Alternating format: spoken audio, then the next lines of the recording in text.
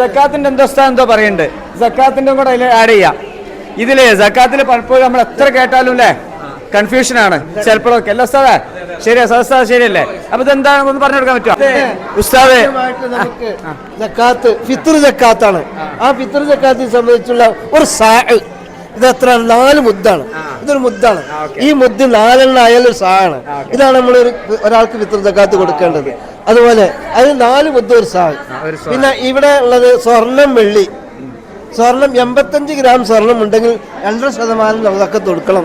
വെള്ളി 595 ഗ്രാം ഉണ്ടെങ്കിൽ 2% കൊടുക്കണം. ഇത് മൃഗങ്ങളുടെ സക്കാത്ത്. ആകെ മൃഗങ്ങളെ 3 മൃഗങ്ങൾക്കാണ് നമ്മൾ സക്കാത്ത് കൊടുക്കേണ്ടത്. ഒന്ന് ഒട്ടകം, 4 ഒട്ടകം ഒരു ആട്, 30 വർഷം ഉണ്ടായാലും ഒരു പശുക്കുട്ടി, 40 ആണ്ടായാലും ഒരാട്.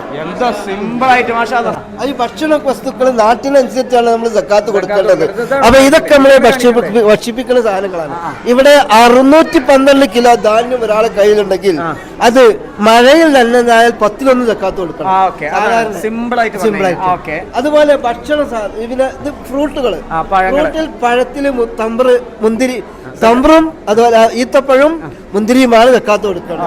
അതും ഇത് തന്നെ ഇതേ രൂപത്തിൽ തന്നെയാണ് 10-1. പിന്നെ കൃഷിയാണ്.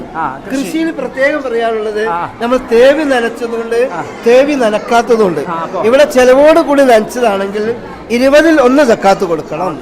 ഈ ചെലവ് ഇല്ലെങ്കിൽ 10-1 സക്കാത്ത് കൊടുക്കണം. സിമ്പിൾ, അടിപൊളി. എന്താ ഇൻഫർമേഷൻ, അടിപൊളിയായിട്ടുണ്ട്.